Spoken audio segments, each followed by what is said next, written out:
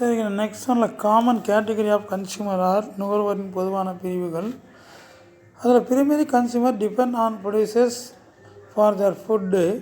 There are and exclusively and herbivorous example zebra, goat etcetera.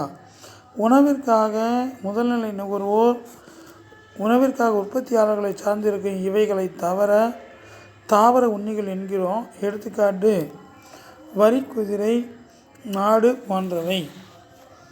Secondary consumers are small carnivores, that is the consumes herbivores of example lion, snake etcetera. இவ்வகை நுகர்வோரை உண்ணிகள் என்கிறோம். இவை தாவர உண்ணிகளை உணவாக உட்கொள்ளும். உதாரணம் சிங்கம், பாம்பு போன்றவை. டெரிட்டரி கன்சியூமர்ஸ்னால் மூன்றாம் நிலை நுகர்வோர். Are top carnivores then prey on both herbivorous and carnivorous example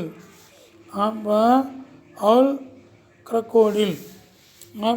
உண்ணிகளில் உயர்நிலையில் உள்ளவையாகும். அவை தாவர உண்ணிகளையும் உண்ணிகளை உணவாக கொள்ளக்கூடியவையாக. எடுத்துக்காட்டு ஆந்தை, முதலை ஆகியவை.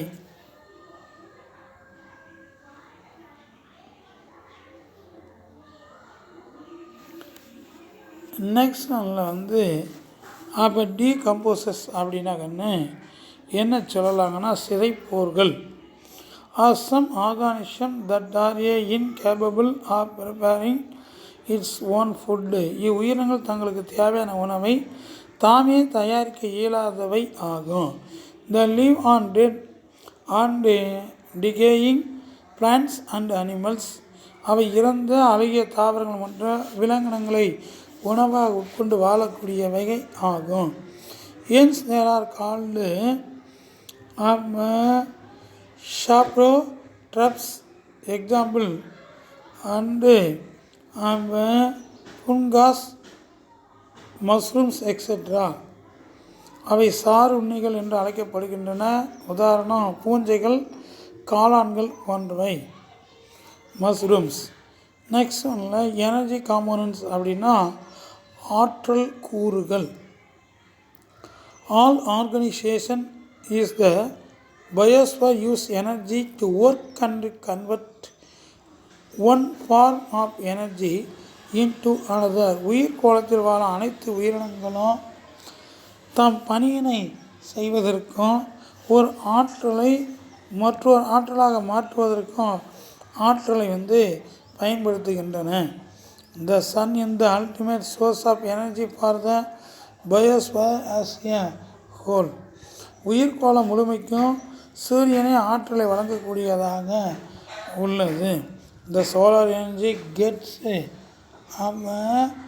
transformed into other forms of energy through the various components in the ecosystem.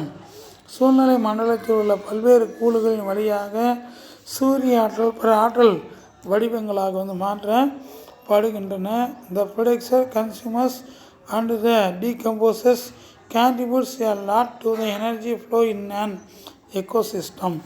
சூழ்நிலை மண்டலத்தில் ஆற்றல் ஓட்டத்தில் உற்பத்தியாளர்கள், நுகர்வோர்கள் மற்றும் சிதைப்போர்கள் பெரும் பங்கு வகிக்கின்றனர். நெக்ஸ்ட் ஒன்றில் ஃபங்க்ஷன்ஸ் ஆஃப் அன் எக்கோசிஸ்டம். சூழ்நிலை மண்டலத்தினுடைய செயல்பாடுகள்.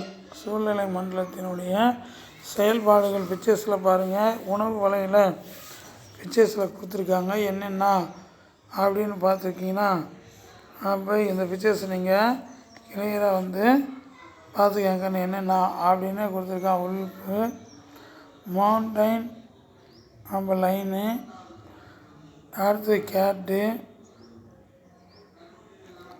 அது ring tail, white ball, eagle. Next ஒன்றில் அப்போ எதை கொடுத்துருக்கா அப்படின்னா ஜாக் ரபிட், ஃபெயின் மார்டின், முயல், வெளிமுயல், கீரி. நெக்ஸ்ட் ஒன்றில் ரேட், எலி. நெக்ஸ்ட் ஒன்றில் அப்போ எது சொல்லலாம் அப்படின்னா அப்போ நப்டெட் பறவை. அடுத்து உங்களுக்கு பிடிச்ச இது ஃப்ராக் தவளை, பட்டர்ஃப்ளை வண்ணத்து பூச்சி. அடுத்து அண்டு ஸ்கிரில் கிளி. அடுத்து அணில். நெக்ஸ்ட் டீர் மான். அப்போ அதில் ஃபங்க்ஷன்ஸ் ஆஃப் த எக்கோ சிஸ்டத்தில் சூழ்நிலை மண்டலத்தினுடைய செயல்பாடுகளில் நம்ம பார்க்க போகிறது next one பேராவில்.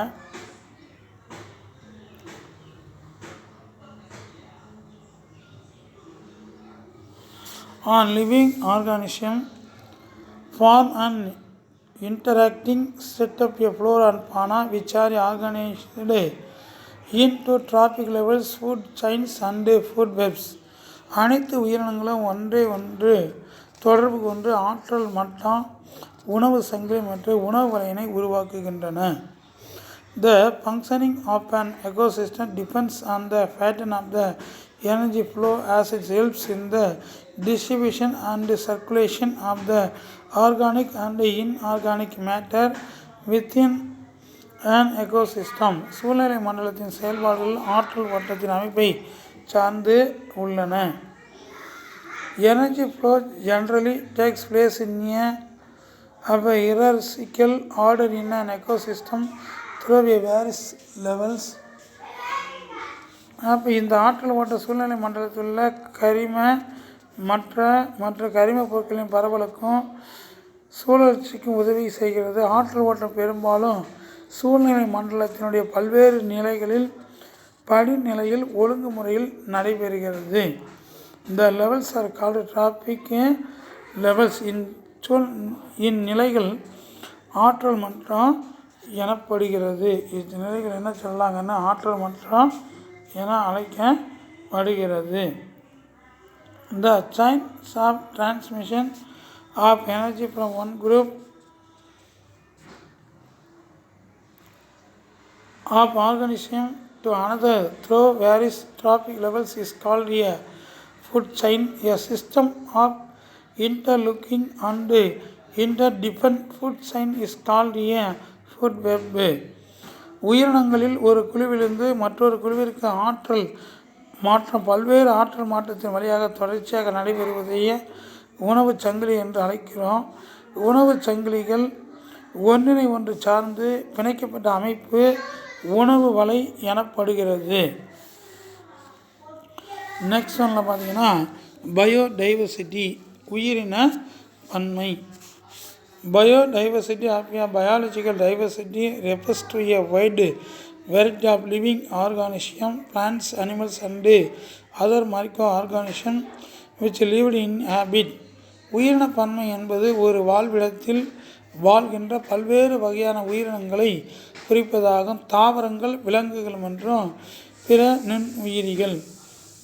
It is highly influenced by topography, climate as well as human activities. இது காலநிலை, நிலத்தோற்றம் மற்றும் மனித செயல்பாடுகளின் தாக்கத்திற்கு உள்ளாகின்றன. It represents the strength of the biological resource of a place on earth. இப்பல்லுயிர் வாழ்விட புவியியல் ஓரிடத்தின் உயிரியல் ஆதாரங்கள் வலிமையை பிரதிபலிக்கக்கூடியதாக உள்ளது. In biodiversity, each species, no matter how big or small, has an important role to play in the ecosystem. உயிரின பன்மையில் உள்ள ஒவ்வொரு இனமும் சூழல் மண்டலத்தில் முக்கியமான பங்கை வகிக்கின்றது. It maintains the ecological balance and facilitates social benefits such as tourism, education, research, etc. over an area. ஒரு பகுதியின் சுற்றுச்சூழல் சமநிலை மற்றும் சமூக நலனை அதாவது சுற்றுலா, கல்வி மற்றும் ஆராய்ச்சி இது பேணி வருகிறது. நெக்ஸ்ட் டைட்டில் பார்த்தீங்கன்னா லாஸ் ஆஃப் பயோடைவர்சிட்டி உயிரின பன்மையினுடைய இழப்பு பார்ப்போம். தேங்க்யூ.